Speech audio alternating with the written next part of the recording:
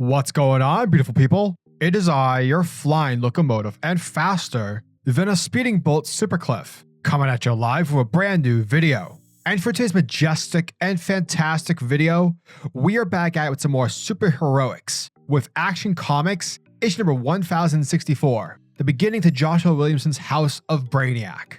But before we suit up and protect the city of Metropolis, if you are new to the channel, then smash that like and subscribe button.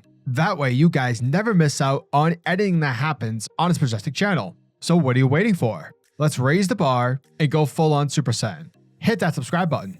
Thus, without further ado, let's get crazy with Brainiac with Action Comics, issue number 1064. Alrighty folks, so our story picks up in the Golden City of Metropolis, and we have the one and only Lois freaking Lane.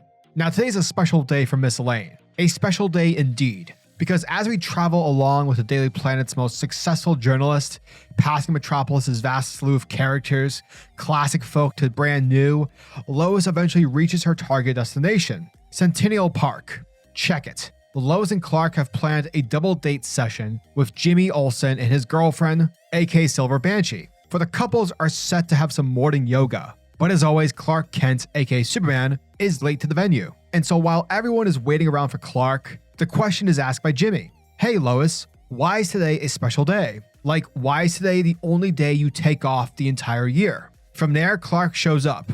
And just when Lois is about to answer the question and explain what the anniversary is all about, shit immediately hits the fan. For you see folks, we have ourselves an alien invasion. A large army of Caesarians, the same race of alien that Lobo is, are invading planet Earth. Now the thing to keep in mind is the fact that the Caesarians, since the introduction of Lobo in the 90s, were a race considered to be extinct, and much how Superman is a survivor of Krypton, the only Caesarian left was Lobo. Now these rock and roll 90s looking fighters aren't alone. Their army is fighting alongside with Brainiac drones, which we see pouring into the sky like a spilled milk leaking off a table. Meaning, whatever is happening, you can bet your bottom dollar that Brainiac is behind the invasion. Now, despite the fact that the Superman family is deployed and are in full force, Supergirl, given she knows a lot about Brainiac, his techniques and the way he does things, while asking the question about there being an army of Caesarians, she points out that the manner Brainiac is attacking is different.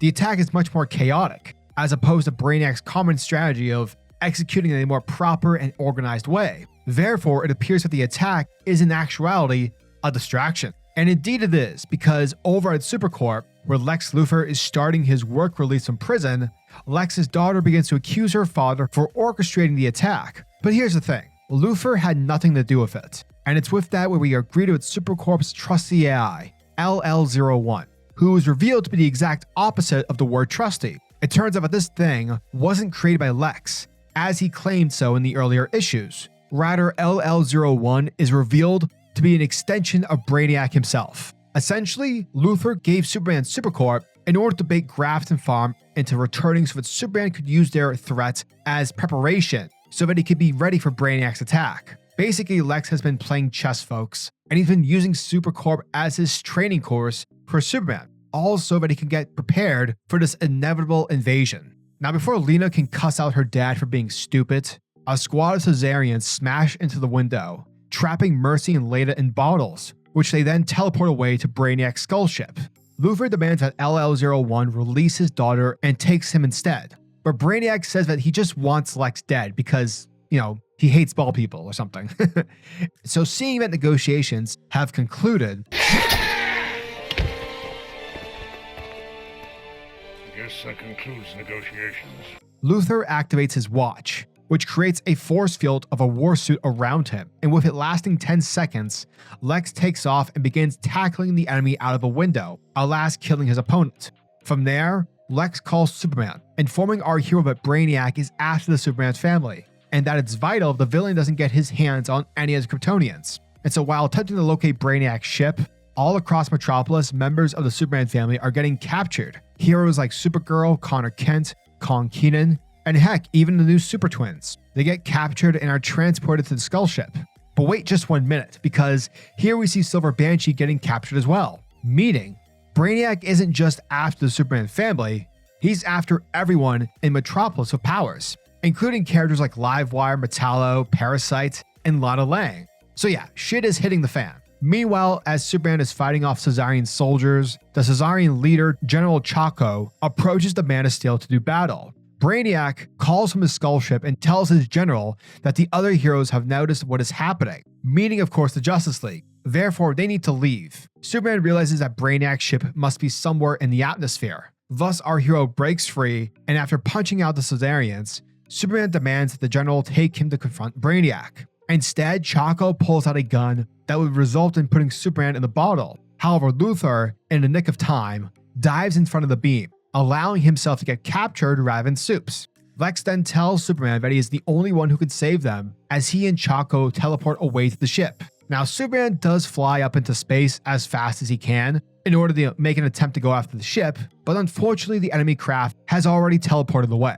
Returning to the Daily Planet, while Lois is frantically asking Clark on, what they're going to do, Superman angrily responds, saying that they need to find Lobo. Meanwhile, on the Skull ship, Brainiac is revealed to have teamed up with an army of Brainiacs, tens of thousands of versions of himself, all across the freaking multiverse.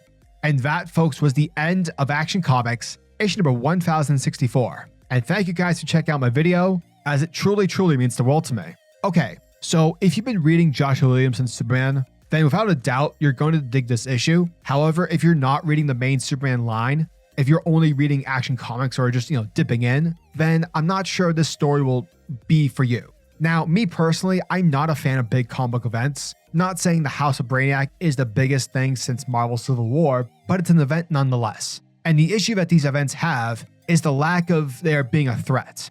And really the effect of said person's events only affects that story, or at least till said writer is off their book. Events these days have become much less consequential, and also, to what DC did last summer, literally taking a 2-month hiatus and forcing night terrors on the readers. Fuck that. People don't want to read events that they're, forced to read. They want to read the stories with the characters that they're following. But with that said, given Action Comics is basically a Superman book, and given Josh is on Action for the next 3 issues, coinciding with his run on Superman, I will say it's less egregious than compared to Night Terrors. Now, in terms of the book itself, the issue definitely delivers. Brainiac is back, and Brainiac is kicking ass and taking names. The book does a great job with its reveal. LL01 being an extension of Brainiac was definitely something I didn't expect, and the fact Lex has been preparing this House of Brainiac attack is very much in his character, and it does explain why Lex would give Superman Supercorp. Lex, is a bastard, yet even when he's trying to do the right thing, he can't do it without being an arrogant asshole. So yeah, if you've been reading Joshua Williamson's Superman run, Action Comics for the time being is a must-read, and in terms of it being an event, at least it's not the sort of event that stops a bunch of current stories and it forces the reader to read 30 other books. So yeah, that's cool. In the end, I hate events, but at least this one isn't going overboard. Small victories, people. Small victories. So yeah, as always, I'm your majestic sayer over at SuperCliff, and if you guys are new to the channel, then do me a solid by smashing that like and subscribe button, and also the notification bell so you'll never miss out on an upload, and so you'll always be kept up to date with your favorite top tier comics happening in the comic book world.